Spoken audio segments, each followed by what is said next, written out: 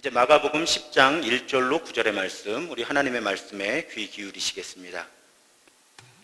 예수께서 거기서 떠나 유대 지경과 요단강 건너편으로 가시니 무리가 다시 모여들거늘 예수께서 다시 전례대로 가르치시더니 바리새인들이 예수께 나와 그를 시험하여 묻되 사람이 아내를 버리는 것이 옳으니까? 모세가 어떻게 너희에게 명하였느냐? 모세는 이혼 증서를 써주어 버리기를 허락하였나이다. 너희 마음이 완악함으로 말미암아 이 명령을 기록하였거니와 창조 때로부터 사람을 남자와 여자로 지으셨으니 이러므로 사람이 그 부모를 떠나서 그 둘이 한 몸이 될지니라. 이러한즉 이제 둘이 아니요 한 몸이니 그러므로 하나님이 짝지어 주신 것을 사람이 나누지 못할지니라 하시더라. 아멘. 지난 12월 4일자 주요 일간지와 언론을 보면 인구보건복지협회라는 곳에서 20대 미혼 남녀 1000명에게 결혼과 자녀와 행복에 대한 인식조사를 한 그 결과가 공개가 되어 있습니다. 그 통계를 보면요, 저는 좀 놀랐습니다. 결혼하지 않고 사는 소위 비혼이라고 요즘에 하는 그 비혼에 대해서 긍정적이다라고 대답한 20대 미혼 남녀의 비율이 47.8%였습니다. 그리고 그 청년들에게 그러면 결혼 의향이 있느냐라고 물었을 때 20대 청년 가운데 결혼이 절대 하지 않을 거다, 또 하고 싶지 않은 편이다를 답변한 사람이 47.3%였습니다. 그러니까 아주 단순화시켜서 설명을 하면 지금 현재 우리나라의 20대 미혼 남녀 가운데 결혼 생각이 거의 없다라고 대답한 20대 미혼 남녀가 절반에 이른다는 것입니다. 저는 왜 놀랐는가 하면 제가 결혼을 막 준비하던 저의 20대 때는 결혼을 하지 않겠다는 생각을 해본 적이 없거든요. 그리고 제 주변의 친구들 역시 결혼은 해야 된다라는 쪽에 당연히 무게중심이 있었습니다. 그런데 시간이 흐르면서 특히 오늘날의 미혼 청년들은 결혼을 안 하는 게 좋겠다라고 대답하는 청년들이 절반에 이른다는 것이죠. 이유는 조금 다르더라고요. 남자 청년들은 혼자 사는 게 자유로워서라고 대답한 청년들이 제일 많았고요. 여자 청년들은 결혼하기 싫은 이유가 양성 불평등의 문화 때문에 내가 결혼하고 싶지 않다라는 답변이 1위에 올라서 조금 다른 반응을 보였습니다. 목사로서는 안타깝습니다.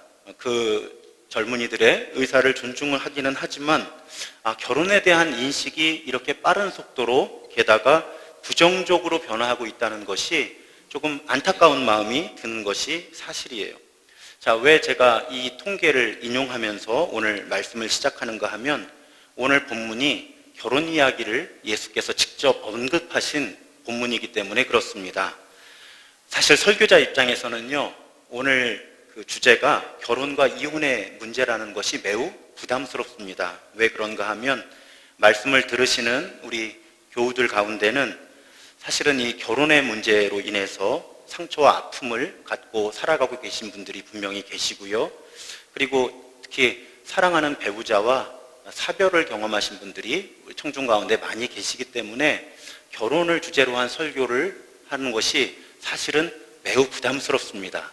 하지만 주제를 제가 정한 것이 아니라 우리가 복음서를 통해서 예수 그리스도께서 어떤 가르침을 주셨고 어떤 삶을 살아가시는지를 쭉 읽어가는 과정에서 우리에게 주시는 하나님의 말씀이고요. 또 결혼에 관한 예수의 가르침을 배우고 그 가르침대로 살아갈 뿐 아니라 그 가르침을 다른 사람, 특별히 우리의 청년, 청소년 다음 세대들에게 전달하는 것이 또한 장년들의 중요한 책임이기 때문에 오늘 이 말씀을 예수님이 가르치신 그대로 설교하려고 합니다. 오늘 본문에 보면 바리새인들이 질문을 하죠. 아주 공격적인 질문이에요. 불편하리만큼 공격적인 질문입니다. 남편이 아내를 버려도 됩니까? 이들이 제시하는 근거는 있습니다. 모세의 율법이에요. 그래서 이 바리새인들이 그렇게 대답합니다. 이혼 증서를 써주고 아내를 버리는 것을 모세는 허락했습니다 라고 이야기를 합니다. 과연 그랬을까요? 자, 팩트 체크를 해보겠습니다. 팩트 체크를 해보면요, 지금 바리새인들이 인용하고 있는 것처럼 보이는 모세의 율법은 신명기 24장에 나옵니다. 신명기 24장 1절에 보면요, 사람이 아내를 맞이하여 데려온 후에 그에게 수치되는 일이 있음을 발견하고 그를 기뻐하지 아니하면 이혼 증서를 써서 그의 손에 주고 그를 자기 집에서 내보낼 것이요 라고 되어 있습니다. 자, 저 표면적인 문장만 보면 이혼 증서를 주면 아내를 집에서 내보내는 것이 가능한 것처럼 보입니다. 그런데 예수님께서 인정하시질 않는 거예요. 모세의 율법에 나오는데요, 이혼 증서를 주고 아내를 버릴 수 있다고 나오는데요, 그때 예수님께서는 이렇게 대답하십니다. 모세는 너희 마음이 완악해서, 완악하다는 말은 굳을 대로 굳어져 있다는 뜻입니다. 너희 마음이 굳을 대로 굳어져 있어서 이 법을 제정해 주는 것이다. 그러면 이 예수님의 말씀만 생각하면 본래 이 법은 주어지지 말아야 되는 법인데 이스라엘 사람들, 특히 남자들의 마음이 굳을 대로 굳어져서 하나님의 말씀을 지키질 못하기 때문에 할 수 없이 주신 말씀이다라는 취지로 해석이 됩니다. 왜 그럴까? 이것은 아까 인용했던 신명기 24장 1절이 기록된 사회의 맥락을 살펴보고 본문을 조금만 꼼꼼히 들여다보면 얼마나 이 바리새인들과 특별히 이스라엘의 남자들이 하나님의 뜻을 오해했는지를 확인할 수 있습니다. 조건이 있었어요. 이혼 증서를 주면 아내를 내보낼 수 있는 건 맞는데 조건이 있었습니다. 어떤 조건이 있었는가 하면 그에게 수치되는 일이 있음을 발견하고라는 아주 중요한 전제가 있는 거예요. 그런데 여기서 수치되는 일이라고 번역된 히브리어 원어가 의미가 뭔지를 찾아보니까요, 벌거벗었다는 단어예요. 그러니까 여기서 아내에게 수치되는 일이 있을 때에 이 법이 유효한데 그 수치되는 일은 벌거벗었다라는 단어의 의미를 갖고 있는 단어로 볼 때 아마도 불륜이 아니었을까라고 추론해 볼 수 있습니다. 이 해석을 뒷받침해주는 예수님의 말씀도 있습니다. 마태복음 5장 32절에 보면 예수께서는 이혼이 가능한 유일한 이유를 음행, 즉 불륜이라고 말씀해 주셨어요. 그러니까 예수님께서 마태복음 5장에서 하신 말씀과 신명기 24장의 말씀을 연결하면 이혼의 절차가 시작되는 조건은 수치스러운 일인데 그 수치스러운 일은 불륜 혹은 그에 상당한 결혼 생활을 유지하기에 상당히 부적절한 사유가 있을 때 이혼의 절차가 시작될 수 있다는 것이 본래 하나님이 주신 율법의 의도였습니다. 이걸 지금 바리새인들은 무시하고 있는 거예요. 게다가 한 가지 조건이 더 있습니다. 그 뒤에 보면 수치되는 일이 있음을 발견하고 그를 기뻐하지 아니하면이라는 단서도 붙어 있어요. 그를 기뻐하지 아니하면이라는 말이 붙어 있는 의도는 뭘까요? 수치스러운 일이 있음에도 남편이 감당하고 살 마음이 있으면 이 이혼 절차는 시작할 필요가 없었다는 의미예요. 그러니까 아주 수치스러운 일이 아내에게 있어서 귀책 사유가 있고 이걸 남편이 감당할 수 없다면 이혼 절차가 시작되는 것인데 바리새인들은 이 심각한 조건을 다 무시하고 그냥 이혼 증서를 바로 언급하고 있다는 것입니다. 이혼 증서 역시 마찬가지입니다. 학자들의 차이가 있지만요, 모세가 생존했던 시기를 고고학자들이 추론해 보면 기원전 13세기에서 15세기예요.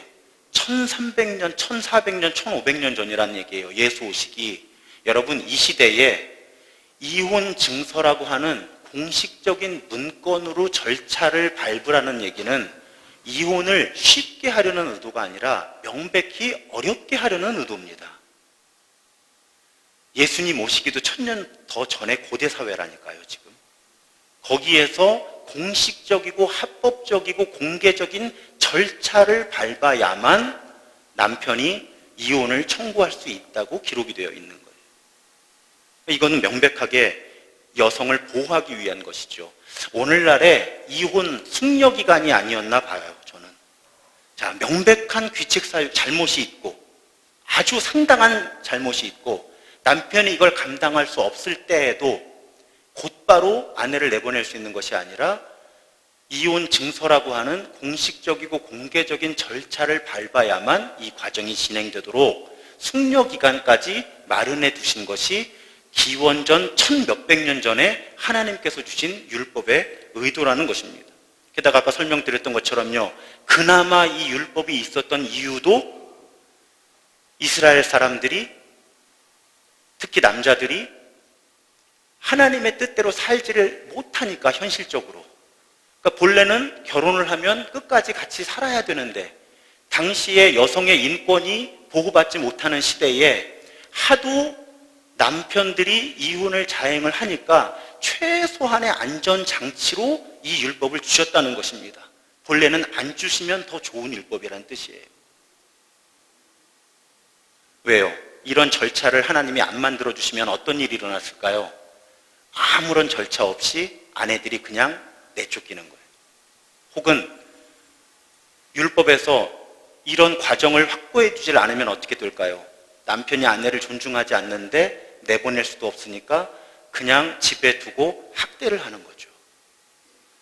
그러니까 그런 상황 속에서 여성들을 보호하기 위해서는 이혼을 허락해야 할 수밖에 없었다는 거예요. 그런데 아주 분명하고 엄격한 조건과 절차에 따라서 하나님께서는 이혼을 가능하게 하는 율법을 주셨다는 것입니다. 그 증거가 또 있는데요. 아까 우리가 24장 1절만 살펴보았는데 2절에 보면 그 여자는 그의 집에서 나가서 다른 사람의 아내가 되려니와, 무슨 뜻이에요? 이혼을 당한 그 여성이 결혼을 해서 다음에 행복한 삶을 추구할 수 있는 권한을 하나님이 율법을 통해서 보장해 주셨다는 거예요. 그러니까 성경 전체의 의도는 매우 분명하게 드러납니다. 성경에는 나와 있지 않지만 고대 이스라엘의 랍비들의 문헌에 보면 남편들이 아내를 내보낼 때 이혼 증서를 써주라고 했는데 그 이혼 증서에는 이런 문장이 들어있었다고 합니다. 이제 이 여자는 자유로워졌고 다른 사람과 결혼할 수 있다. 이걸 그 남편이 명백하게 써서 증서를 주었다는 것이죠. 그러니까 본래 주어진 바리새인들이 지금 인용하고 있는 이 율법의 의도는 당시의 여성들을 보호하기 위한 의도로 하나님께서 주셨다고 해석하는 것이 마땅합니다. 그런데 지금 바리새인들과 유대인 남자들은 하나님께서 주신 의도 무시하고 조건 무시하고 그냥 이혼 증서 써서 주면 되는 거죠 라고 율법을 해석하고 있었다는 것이죠. 심지어는 어떤 문헌에 보니까요, 아까 수치스러운 일은 매우 엄격한 기준이라고 말씀을 드렸잖아요. 근데 이 유대인 남자들이 당시에 어떻게까지 유권 해석을 했냐면 그 수치스러운 일의 목록 중에 아내가 해주는 음식이 맛이 없을 때 이게 들어있었다는 거예요. 여러분 이해가 되십니까? 자, 아내가 해주는 밥이 맛이 없으면 그 아내가 수치스러운 거예요. 그래서 이혼 증서를 주고 내보내면 되는 겁니다. 이렇게까지 만든 거예요, 유대인 남자들이. 이런 상황 속에서 예수님이 지적하신 것입니다. 여러분, 성경을 그 당시의 맥락과 하나님께서 그 법을 주신 의도를 무시한다는 것이 이렇게 엄청난 오해의 해석을 낳는다는 거예요. 이것은 오늘날에도 일어날 수 있는 일들입니다. 이 부분을 지적하신 후에 예수께서는 본래 결혼을 제정하신 하나님의 뜻을 다시 한번 설명해 주십니다. 창세기 2장에서 하나님께서 첫 번째 결혼을 주례하시면서 하신 주례사를 예수님이 오늘 본문에서 반복해 주시는 거예요. 저는 지금까지 총 55번의 결혼 주례를 했습니다. 기억을 하는 이유는 기록을 해두기 때문에 그렇습니다. 1번 어느 커플, 2번 어느 커플 이렇게 쭉 기록을 해 놓았는데 지금 55번의 주례를 했고 이번 달 말에 56번째 주례를 합니다. 나이에 비해서 그리고 담임 목회를 해본 경력이 없는 목사로서는 주례를 많이 썼죠. 제 외모가 되기 때문에 그렇습니다. 제가 30대 때에도 부모님들이 주례를 부탁하기에 전혀 무리가 없는 외모였기 때문에 보통 젊어 보이는 목사님들은 주례를 잘 못 쓰시거든요. 저는 외모가 하도 출중했기 때문에 30대 때부터 저랑 나이 차이가 별로 나지 않는 그런 커플의 주례를 서왔습니다. 그런데 지금까지 55번의 주례를 서면서 주례사가 똑같았습니다. 55번 다. 왜 그랬냐면요. 신랑 신부는 어쨌든 처음이자 마지막 결혼 주례잖아요. 저와 함께. 처음에는 하객들이 많이 의식이 되는 거예요. 아, 하객들은 지난번 결혼 하객으로 오신 분들은 이 주례사를 들었을 텐데. 그런데 주례사를 바꾸려고 해봐도요. 성경이 결혼은 이런 것이다 라고 말씀하신 그 본질이 변하는 게 아니라서 공연히 주례사를 바꾸려고 하다 보니까 오히려 정말 성경이 결혼에 대해서 하고 계신 말씀을 제가 전하지 못하고 다른 이야기를 하게 되는 거예요. 그래서 고심 끝에 하객들은 어쨌든 이 신랑과 신부에게 성경이 가르치는 결혼의 의미를 분명하게 전달해야 되겠다 싶어서 주례사는 늘 같았습니다. 그런데다가 요즘에 예식장 문화에서는요, 주례사를 길게 하면 큰일 납니다. 목사님들이 경계 대상 1호예요, 예식장. 예식을 빨리 마쳐야 되잖아요, 예식장은. 그래서 제가 주례를 맡으면 신랑 신부를 먼저 불러서 한 1시간에서 1시간 반 정도 결혼식에 대해서도 의논하지만 주례사를 미리 들려줘요. 그래야 실제 예식에 가서는 한 10분 정도만 요약 정리를 해주면 이분들이 성경을 통해서 하나님이 말씀하시는 결혼이 무엇인지를 이해하실 수 있기 때문에 그렇게 하는 겁니다. 그래서 제가 지금부터 오늘 설교 가운데 나누는 말씀은 저의 주례사예요. 제 주례사가 하나님이 규정한 결혼 이야기거든요. 크게 3가지 줄거리가 있습니다. 첫 번째로 성경은 결혼은 하나님께서 짝지어 주신 것이라는 것을 분명히 합니다. 여러분, 사실은 종교와 문화를 막론하고요, 오늘날 근대적인 문화가 이루어지기 전까지 결혼은 신성한 거였어요. 어느 문화와 종교에서든지 결혼은 거룩하게 여겼습니다. 이건 다른 종교의 자료들을 찾아봐도 그래요. 그런데 오늘날 문화가 어떻게 되어 있냐면, 조금 거북하지만 들으십시오. 목사의 관찰이에요. 어떤 가정, 어떤 남편과 아내가 되려고 하는 청년들을 보면요, 결혼에 접근하는 방식이 계약하는 것 같아요.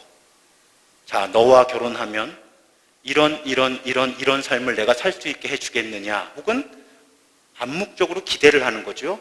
당신과 결혼하면 이런 삶을 살 수 있을 거냐 하고 신랑 신부 혹은 신랑 측과 신부 측이 합의를 봅니다. 그리고 마치 사인을 하는 것처럼 그런 마인드로 결혼을 하는 모습들을 보게 되는 거예요. 자, 여러분, 이 가운데는 결혼 생활을 오래 지속해 오신 분들이 계십니다. 결혼하기 전에 이런 삶을 살게 되겠지 하는 기대가 결혼 후에 얼마나 이어지나요? 삶의 조건은 아주 많이 변화하죠. 그런데 계약 마인드로 결혼을 한 커플이나 그 가정들은 이 계약을 한 조건들을 생각하는 거예요, 자꾸. 그러다 보니까 오늘날 현대적인 관점에서 상거래 하듯이 생각하게 되는 겁니다. 어쩔 수 없이 자, A, B, C, D, E, 1, 2, 3, 4, 5의 계약을 맺었는데 너 왜 이 계약은 어겨? 당신 왜 이 계약 지키지 않습니까? 이러면서 점점 계약이 깨져간다고 생각을 하면 계약 파기를 고민하는 거고요. 그러다가 계약이 파기되고 나면 위약금 생각을 하는 겁니다. 이게 보통 계약이 깨지는 과정인데 결혼이 파괴되는 과정도 똑같은 마인드로 이루어지는 것들을 보게 되는 거예요, 주변에서. 그런데 성경은 결혼을 계약하는 의식으로, 계약하는 마인드로 하면 안 된다는 것입니다. 성경은 결혼은 하나님께서 짝지어 주신 그 짝이라는 거예요. 이것이 결혼의 거룩함입니다. 어느 부부나 살다 보면 위기를 겪지요. 저도 결혼하고 약 20년이 되어 가는데 목회자 부부이기는 하지만 저희 부부도 관계에 어려움을 겪은 적이 있습니다. 그런데 저희가 그 과정을 지나면서 후배 부부들과 또 설교자로서 설교하면서 결혼에 대해 말씀을 드릴 때 제가 늘 이렇게 말씀을 드립니다. 결혼의 위기는 어느 부부에나 오는데 적어도 둘 다 크리스찬이라면 둘 중에 한 사람만이라도 우리 부부는 하나님께서 짝지어 주신 것이다 라는 고백을 지킬 수만 있으면 그 결혼은 보호받을 수 있다는 것입니다. 실제로 크리스천들이 결혼한 경우에 심각한 위기를 겪는 부부들도 5쌍 중에 4쌍은 그 위기를 지나면 다시 서로를 사랑하고 신뢰하는 부부관계로 회복된다는 통계가 있습니다. 그럴 때 우리들이 우리의 부부됨, 우리의 가정을 지켜나가는 또 우리들의 자녀 세대들에게 결혼을 가르칠 때 특히 가장 기본이 되어야 하는 고백은 하나님께서 짝지어 주셔서 결혼이 이루어진다고 하는 그런 고백. 하나님이 짝지어 주신 것을 사람이 나눌 수 없다는 그 예수님의 말씀이 우리 결혼의 기초가 되어야 한다는 것입니다.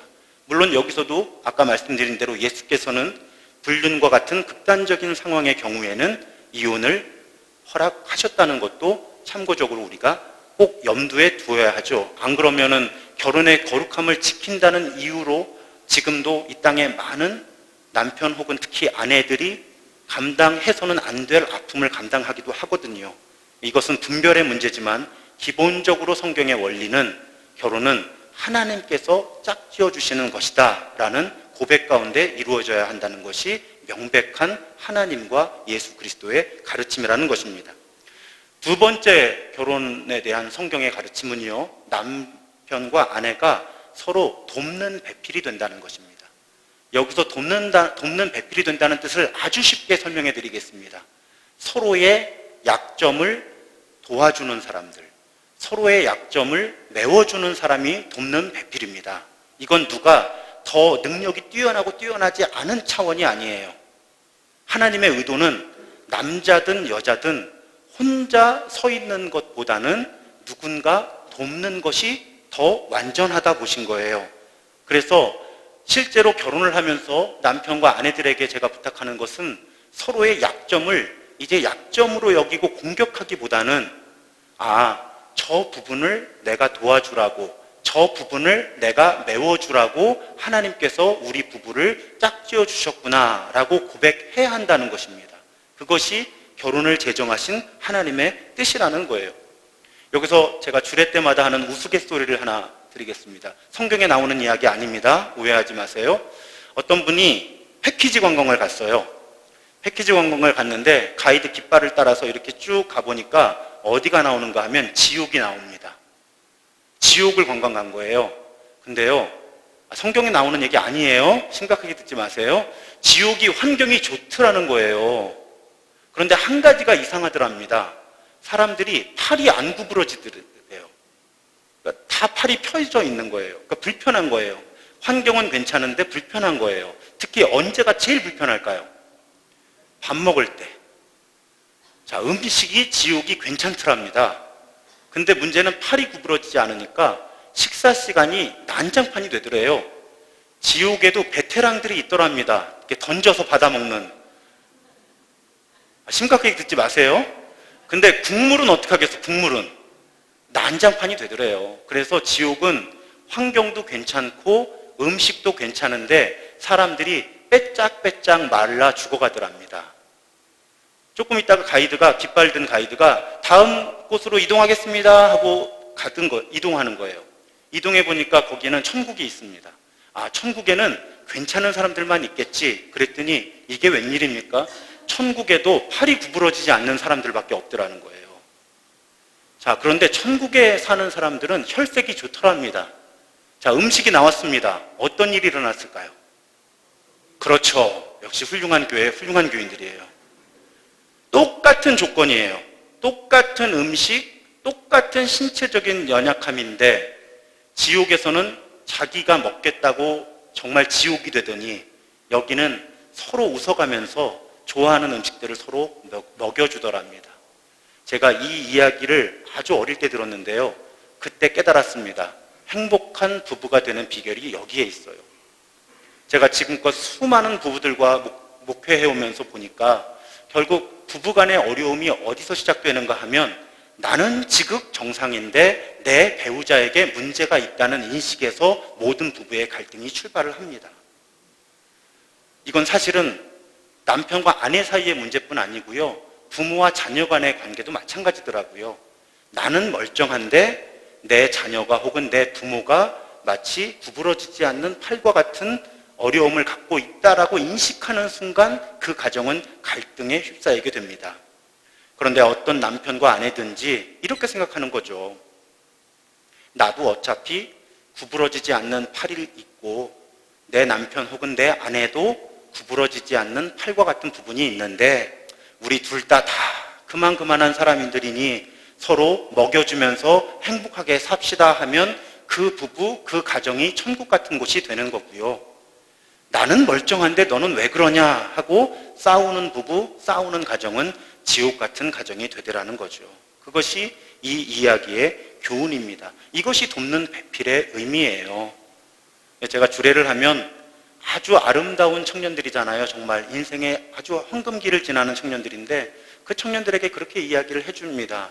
여러분들이 이렇게 선남선녀, 문자 그대로 선남선녀들이지만 몸이나 마음에 구부러지지 않는 팔과 같은 그런 부분이 없는 사람 없으니 둘이 서로 먹여주면서 행복하게 사십시오. 이렇게 제가 주례사를 해드리지요. 세 번째로 성경이 말씀하고 있는 결혼은 둘이 한 몸이 된다는 것입니다. 하나가 되어 간다는 거예요. 저는 쉽게 한 몸이 된다라고 말씀드릴 수가 없습니다. 왜 그런가 하면 저희 부부의 지난 20년 정도의 삶을 봐도요, 아직 한 몸이 되었다라고 말하기에 조심스러운 거예요. 그러다 보니까 저는 이 말씀을 인용할 때 항상 부부는 한 몸이 되어 간다라고 표현을 합니다. 이것이 정말 어려운 일이에요. 그렇죠? 제가 신혼 초에 결혼을 생각하는데 또 오해하지 마십시오. 뭐 아주 심각한 문제가 있었던 건 아니에요. 저희 부부에게. 다만 제가 결혼이 너무 준비가 안 된 상태에서 결혼을 했어요. 제가 왜 이 결혼의 문제나 특히 젊은이들에게 결혼 이야기를 들려주는 걸 좋아하냐면요. 저는 그 당시에 전도사였지만 성경적인 결혼이 뭔지를 모르고 결혼을 해서 아내가 고생을 많이 했거든요. 그러다 보니까 제 후배들에게는 좀 결혼을 준비시켜서 결혼시켜주고 싶어서 결혼에 대한 공부도 많이 하고 이런 성경적인 결혼에 대한 말씀도 많이 보고 이제 그렇게 했던 거죠. 한 몸이 되는 게 너무 어려워서요. 제가 이렇게 생각을 해봅니다. 여러분, 장기 이식 수술 아시죠? 우리가 간이 쓸모없게 되면 누군가의 간을 이식을 받아야 되고요. 또 콩팥이 망가지면 누군가의 콩팥을 이식을 받아야 되는데 혹시 여러분들이나 주변에 경험 있으신 분들 보면 아시겠지만 의학적으로 제일 힘든 것 중에 하나가 면역을 낮추는 겁니다. 왜냐하면 이 간이 없으면 죽는 걸 아는데도요, 간을 이식받은 몸에서는 너는 내 몸이 아니다, 너는 내 몸이 아니다 밀어내고 죽이려고 해요. 면역 반응 때문에. 이 콩팥이 없으면 내가 죽는다는 걸 아는데도요, 콩팥을 이식하고 나면 이 몸에 온갖 면역 반응이 다 나타나가지고 그 콩팥을 너는 내 몸이 아니다, 너는 내 몸이 아니다 이렇게 밀어내려고 하거든요. 그래서 이식 수술을 할 때 면역 반응을 낮추는 부분이 매우 중요한 거예요. 결혼이 그런 것 같아요. 이 사람이 없으면 안 될 것 같아서 죽기까지 사랑하기로 서약하고 결혼을 하는데 특히 요즘에는 결혼하는 시기가 늦어지죠. 그러다 보니까 30여 년을 살아온 내 삶의 방식과 생각하는 방식이 달라서 결혼하기 전에는 그 부분을 경험을 못 해봤으니까 결혼하면 행복하기만 할 것 같은데 결혼하고 났더니 너는 내 몸이 아니다, 너는 내 몸이 아니다 밀어내는 힘을 느끼고 그래서 요즘에 최근 몇 년 동안 제가 조금 당황스러운 일이 제가 주례한 커플들은 아닌데 결혼한 지 1년 이내의 젊은 커플들이 목사님 저희가 결혼을 잘못한 것 같은데 헤어져야 할까요? 하고 찾아오는 커플들이 근래 들어서 많이 늘어나거든요. 그러면 제가 이 이야기를 해주는 거예요. 성경적인 결혼은 둘이 한 몸이 되는 것인데 마치 우리 몸이 면역 반응이 일어나는 것처럼 너는 내 몸이 아니다, 너는 내 몸이 아니다 하고 밀어내는 힘이 있는데 그 힘이 있다는 걸 잘 이해하고 하나 되게 하시는 성령 하나님의 은총 가운데 우리의 결혼 생활을 맡기는 방법밖에는 없다. 이렇게 조언을 합니다. 그러니까 성경을 통해서 하나님이 말씀하신 결혼의 의미는 세 가지로 압축이 되는 거예요. 하나님이 짝지어 주신 돕는 배필로 한 몸이 되어가는 것. 이렇게 이해하시면 성경적인 결혼이 다 정리가 됩니다. 그런데 하나님께서 성경을 통해 이 결혼을 가르치실 때 한 가지 단서를 더 주신 거예요. 그 단서가 무엇인가 하면 부모를 떠나야 한다는 것입니다. 이건 예수님께서 중요하게 언급하신 거예요. 오늘날 우리들의 문화에서도 중요합니다. 제가 이 부분을 고민하다가 책을 하나 보게 되었는데 그 책 전부는 아니고요. 글 하나의 제목이 이런 제목이 있었습니다. 참으로 소중하기에 조금씩 놓아주기. 그러니까 정말 소중하기 때문에 조금씩 놓아주어야 한다. 저는 이 다일 공동체 최일도 목사님의 글이었는데 거기서 크리스천 부모가 어떤 역할을 해야 되는지를 배웠습니다. 자녀가 중요하잖아요. 참으로 소중하잖아요. 그래서 크리스천 부모는 자녀를 양육할 때 조금씩 놓아줘야 한다는 것입니다. 근데 한국의 문화에서 부모님들이 이 부분을 잘 못하세요. 저도 그렇습니다. 그래서 보통 어떻게 하시는가 하면 어떤 가정을 보면 고등학교 졸업할 때까지는 꽉 잡고 계십니다. 너는 입시만 생각하면 돼. 다른 건 다 엄마가 해줄게.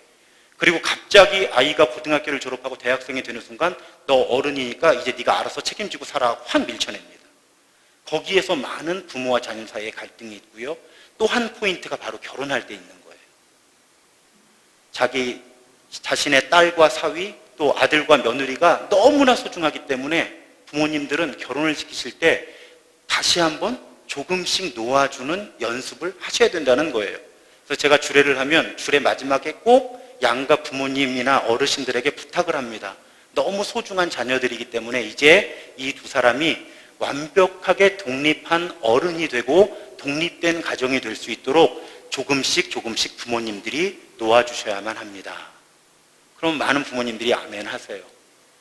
그건 예수님께서 가르치신 거거든요. 모든 부모들에게 특히 자녀를 양육할 때 원리가 참으로 소중하기에 조금씩 놓아주는 것이지만 특히 결혼을 시킬 때는 이 남편과 아내가 부모를 떠나야 한다는 것.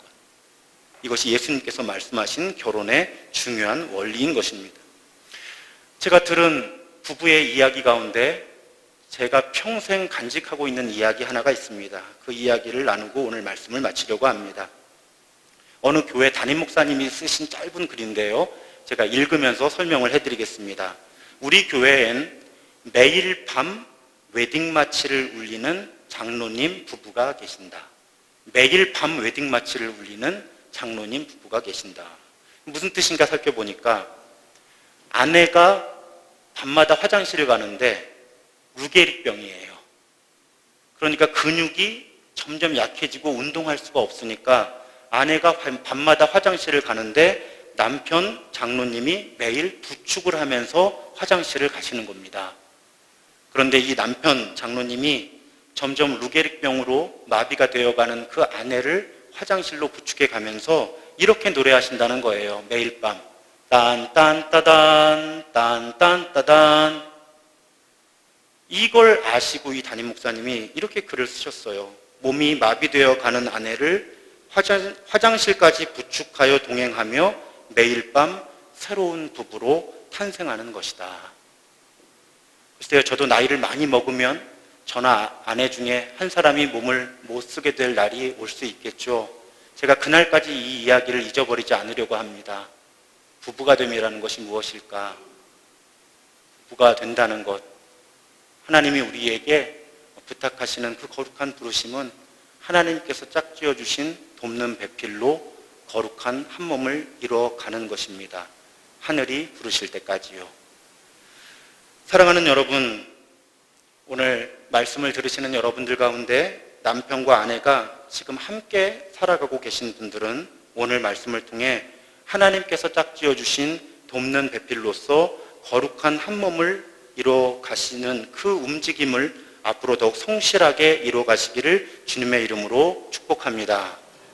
여러분 가운데 이미 사랑하는 남편 혹은 아내와 사별하신 분들의 마음을 하나님께서 오늘 위로하시고 천국에서 다시 만날 소망을 주시기를 주님의 이름으로 축복합니다.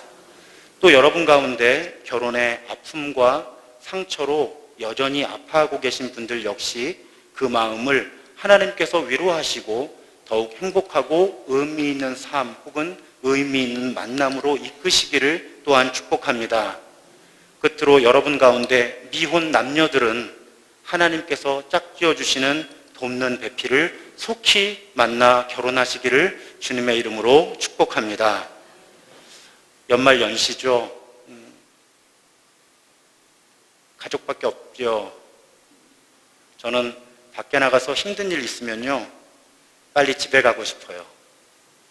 왜냐하면 집에 가면 제가 어지간히 큰 사고를 치고 들어와도 그냥 제 편이 되어주는 가족들이 있거든요.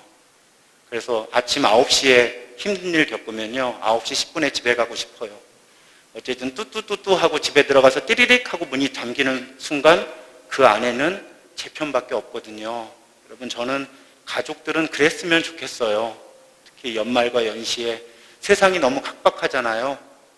너무 경쟁적이고 많은 걸 성취하라고 하고, 그럴 때 우리 믿는 사람들의 가정은 정말 어지간히 밖에서 힘들고 어려워도 품어줄 수 있는, 버팀목이 되어줄 수 있는, 그렇게 성부와 성자와 성령 하나님이 가장 되시는 그런 행복한 가정을 우리 신도중앙교회의 모든 가정들이 이루어가시기를 주님의 이름으로 축원합니다. 그래서 오늘 사철의 봄바람 불어 있고라는 가정을 주제로 한 찬송 559장을 함께 찬송하면서 결단하겠습니다.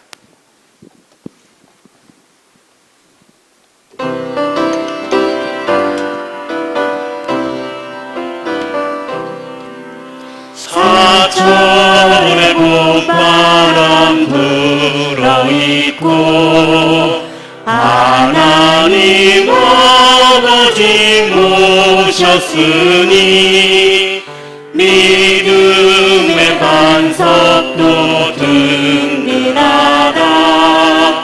우리 집 즐거운 동산이라. 고마워라 임마누엘, 예수만 섬기는 우리 집.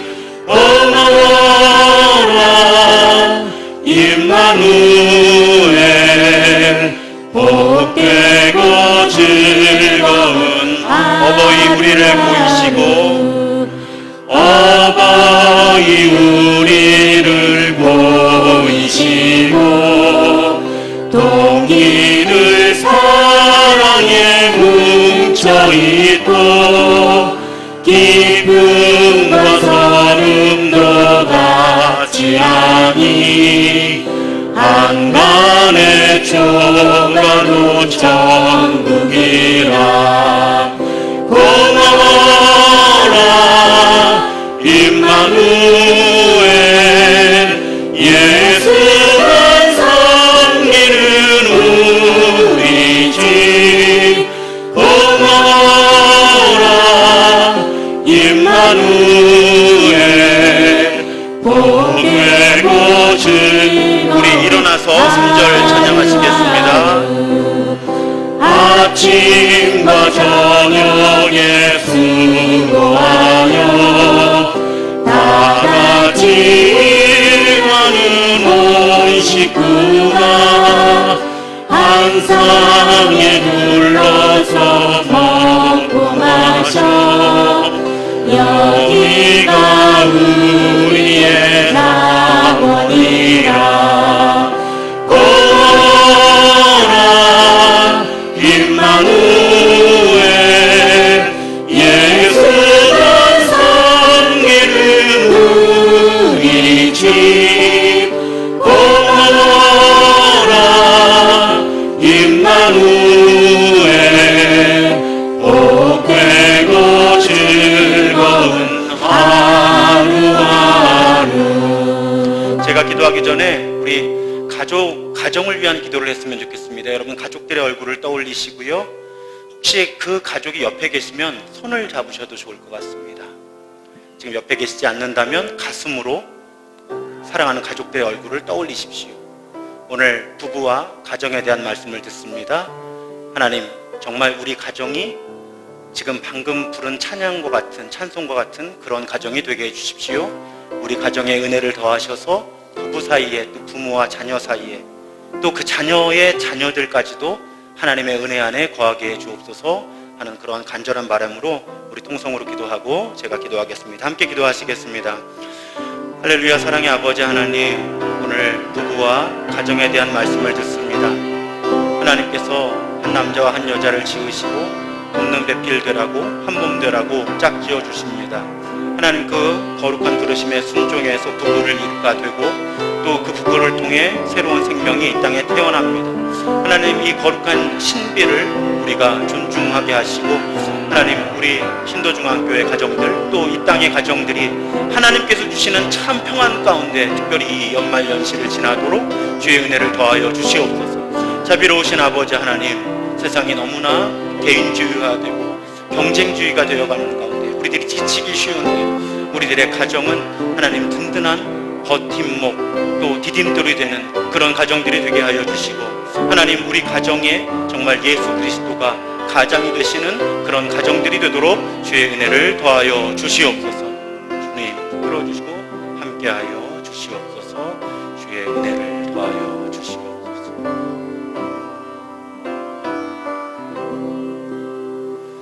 하나님, 감사합니다. 하나님께서 한 남자와 한 여자를 지으시고 복 주셔서 짝지어 주시며 서로에게 돕는 배필이 되라고, 거룩한 한 몸이 되라고 하십니다. 하나님, 그 부르심에 순종한 사람들을 통해 가정이 이루어지고 또 자녀들이 태어납니다. 하나님, 이 거룩한 신비를 우리가 존중히 여기게 하여 주시고, 하나님, 그 거룩한 부르심에 더욱 순종하는 우리가 되게 하여 주옵소서. 하나님, 특별히 이 시간에는 가족 때문에, 가정 때문에 마음의 상처와 아픔이 있는 분들을 하나님께서 위로하여 주시고 그 마음의 상처를 치유하여 주시며 하나님, 삶에 더욱 의미 있고 거룩한 삶으로 안내해 주시기를 간구합니다. 또한 이 땅의 모든 부부들, 또 부모와 자녀 간의 관계를 하나님, 우리를 불쌍히 여기시고 보호해 주셔서 정말 모든 가정들이 서로에 대한 버팀목과 디딤돌이 되는 그런 가정들 다 되도록 주의 은혜를 더하여 주시옵소서. 특별히 세상이 너무 각박하고 성취 중심적이고 경쟁하게 하고 지치게 하는데 우리 가족들만은 정말 서로를 품어줄 수 있는 그런 가족들 되게 하여 주시고, 또 가족들이 멀리 떨어져 있는 우리 믿음의 자녀들의 그 마음도 떨어져 있지만 서로 기도 가운데 하나 되게 하시는 성령 하나님의 은총 안에서 하나됨을 경험할 수 있도록 주의 은혜를 더하여 주시옵소서. 하나님, 이 시간에 봉헌합니다. 이 물질이 사용되는 곳마다 하나님의 뜻이 이루어지게 하여 주시고 아주 작은 돈도 의미 없이 사용되지 않도록 우리에게 은혜를 더하여 주시옵소서. 하나님, 또한 우리 가운데 경제적인 어려움을 겪는 가정들마다 공급하시는 하나님께서 일용할 양식을 공급하여 주옵소서. 지금은 이 땅에 오셔서 하나님의 나라를 새롭게 선포하시고 십자가와 부활로 우리를 구원하신 예수 그리스도의 크신 은혜와 우리에게 가정을 주시고 그 가정의 가장이 되어주시는 성부 하나님의 무한하신 사랑하심과 우리 안에서 끊임없이 우리로 하여금 거룩한 가정, 의미 있는 가정을 이뤄가게 하시는 성령 하나님의 교통하심이 오늘 부부와 가정의 의미를 새롭게 하고 일상으로 세상으로 흩어지는 모든 믿음의 자녀들 위해 이제로부터 영원토록 함께 하시기를 간절히 축원하옵나이다. 아멘.